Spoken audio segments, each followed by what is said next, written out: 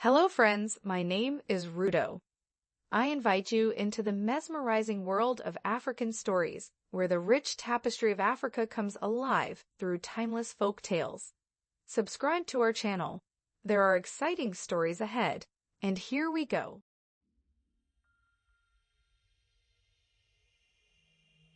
Throughout history, folklore has served as a powerful medium for preserving cultural beliefs, warning against misdeeds, and explaining the mysteries of life and death. Some of these tales carry profound moral lessons, while others instill a sense of awe and fear.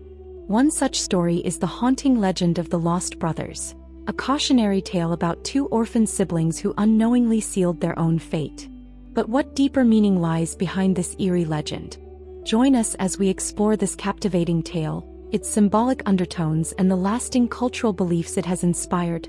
Long, long ago, in a quiet village nestled between rolling hills and endless fields, two orphaned brothers, Jorin and Tarik, lived together. They had no family left in the mortal world and relied only on each other. One day, after returning from the fields, they noticed something strange. Their kitchen had been meticulously cleaned, as if someone had taken great care to tidy it. Confused yet intrigued, they wondered who could have done such a kind deed. They decided to uncover the mystery by hiding inside their house. Then, to their shock, they saw two familiar figures materialize before them: their parents. These were the very parents they had lost long ago. The sight filled them with both joy and disbelief. Their father silently swept the floor near the pillar, while their mother worked by the oven. Jorin and Tarik exchanged whispers, their eyes filled with wonder. Without hesitation, they decided to act.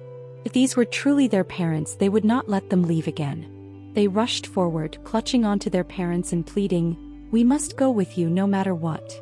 Their parents, who had loved them dearly in life, could not refuse their desperate wish.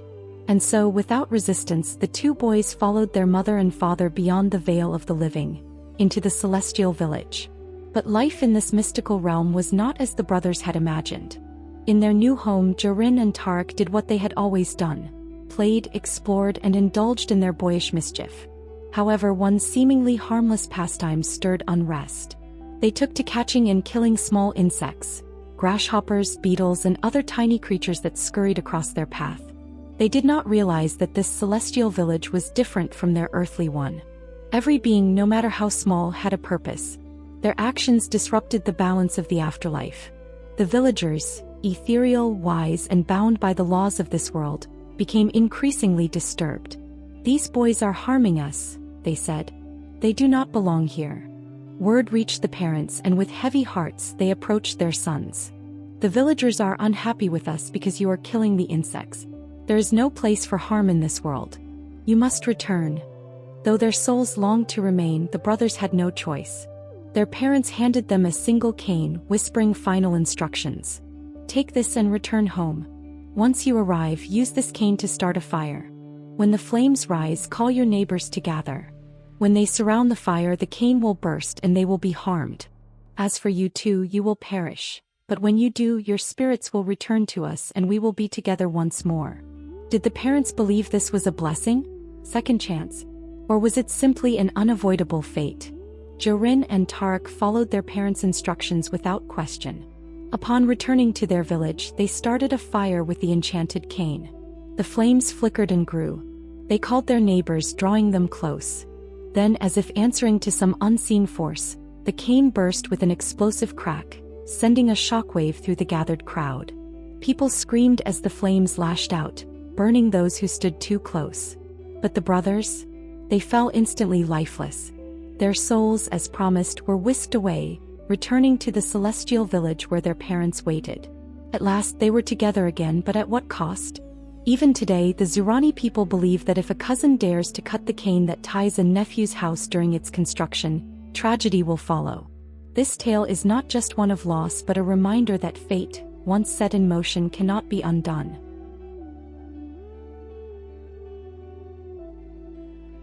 Some folktales teach the importance of kindness.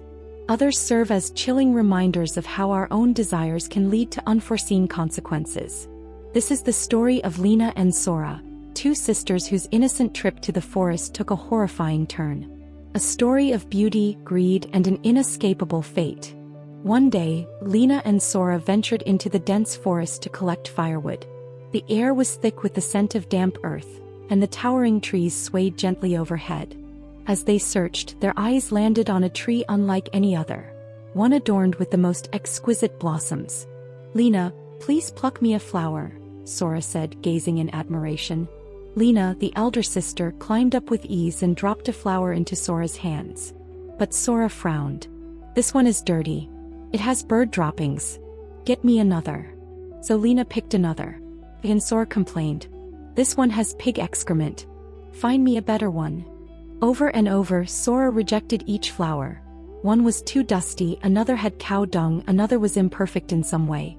Yet Lena continued, tirelessly plucking and tossing down blossoms, determined to please her sister. Finally, Sora smiled. "Ah, this one is perfect. You can come down now." But something was wrong. Lena gasped. Her feet would not move. Her legs were locked in place, swallowed by the bark of the tree. "Sora," she cried. "I can't move. The tree is taking me." Panic-stricken, Sora ran, stopping only to shout back, "Lena, how far has it reached?" "Pie knees," Lena called. Sora ran faster. "Pie waist." Her sister's voice was growing fainter. "Pie shoulders." "Pie neck." Sora turned one final time, her heart pounding. "Lena, where has it reached?" A chilling silence followed. Then Lena's last whisper, "It is slowly swallowing my mouth. I cannot talk to you anymore. Go home now. Farewell." When their parents arrived at dawn, they found only blood seeping from the tree. When they cut it open, Lena was gone. Only her bangles and necklace remained. This story remains a stark warning. Unchecked greed can lead to irreversible loss. A single moment of selfishness can change everything. These two tales, though different, share a common thread: how choices, whether driven by desire or fate, can lead to tragic ends. They serve as cautionary tales passed down through generations, not just as stories, but as lessons deeply woven into cultural beliefs. What do you think these stories truly mean? Are they supernatural warnings, or reflections of human nature? Let us know in the comments below. And as always, subscribe for more captivating folklore, myths, and forgotten legends. Until next time.